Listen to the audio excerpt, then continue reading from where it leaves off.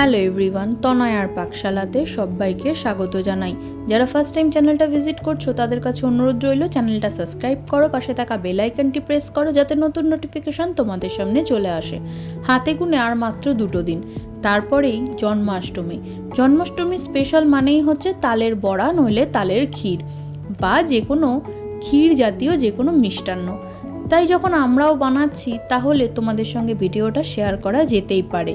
তোমরা রেসিপিটি দেখে চট করে বানিয়ে ফেলো আর গোবিন্দকে এটি ভোগ হিসাবে তোমরা নিবেদন করতেই পারো।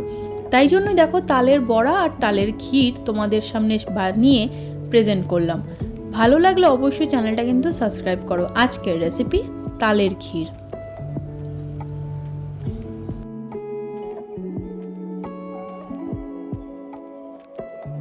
তাল কিভাবে ছাড়াতে হবে এবং তার থেকে কিভাবে কাত বেরাতে হবে তার লিংক আমরা ডেসক্রিপশানে দিয়ে দেবো, তোমরা চাইলে সেখান থেকে চেক করে নিতে পারো। এবার দেখো এখানে তালটের যে কাঁচ সেটাকে আমরা একটা এরকম সুতির কাপড়ের মধ্যে এইভাবে ঝুলিয়ে রেখেছিলাম, যাতে এর মধ্যে অনেক সময় তিতো ব্যাপারটা থাকে, তার থেকে যদি জলটা ঝরে যায় তাহলে তিক্ততা কিন্তু অনেক কম থাকে। কিন্তু আমাদের এই তালটার মধ্যে কোনো রকম তিতভাব ছিল না। এবার দেখো সাইডে দুধ আগে থেকেই জাল দিয়ে রেখে দেওয়া হয়েছে। এবার একটা ফ্রাইং প্যানের মধ্যে সম্পূর্ণ তালের কাতটাকে এর মধ্যে আমরা ঢেলে দিল। এবার এটাকে কিন্তু খুব ভালো করে জাল দিতে হবে। তালের যে কাঁচা কালারটা থাকে সেটা কিন্তু যত সুন্দর জাল হবে তত কিন্তু কালার চেঞ্জ হবে।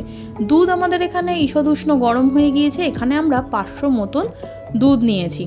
এবার এর মধ্যে দিয়ে দিলাম 10 টাকা দামের আমুলিয়া যে প্যাকেট থাকে সেই গুঁড়ো দুধ।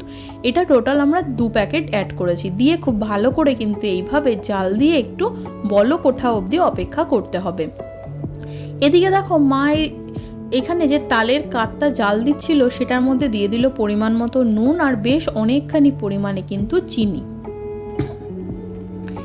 দিয়ে কিন্তু খুব ভালো করে এইভাবে জাল দিতে হবে। এটা কিন্তু অনেকটা ধৈর্য সাপেক্ষ, তোমাদের কিন্তু এটা ধৈর্য ধরেই সম্পূর্ণ রান্নাটা করতে হবে। এদিকে দৌদ কিন্তু আমাদের খুব ভালো মতন বলক উঠে গিয়েছে। এবার এর মধ্যে দেখো দিয়ে দিতে হবে বেশ অনেকখানি পরিমাণে নারকেল কোড়া। এখানে আমরা গোটা একটা নারকেল অ্যাড করেছি। দেখো খুব ভালো করে এইভাবে নিয়ে কিন্তু আবারও মিডিয়াম টু লোতে রেখে ধীরে ধীরে আমাদের এই জাল করতে হবে। যত সুন্দর জাল হবে তত কিন্তু খেতে সুস্বাদু হবে। দেখো আবারও কিন্তু খুব ভালো করে এইভাবে নাড়িয়ে চাড়িয়ে নিতে হবে। আবারও এর মধ্যে কোনো রকম এলাচের গুঁড়ো বা কোনো কিছুই তোমরা দিও না, তাহলে তার যে ফ্রেগরেন্সটা সেটা কিন্তু এই তালের গন্ধটাকে একদম অন্যরকম করে দেবে। তালের যে নিজস্ব গন্ধ সেটাই কিন্তু খুব অসাধারণ লাগে।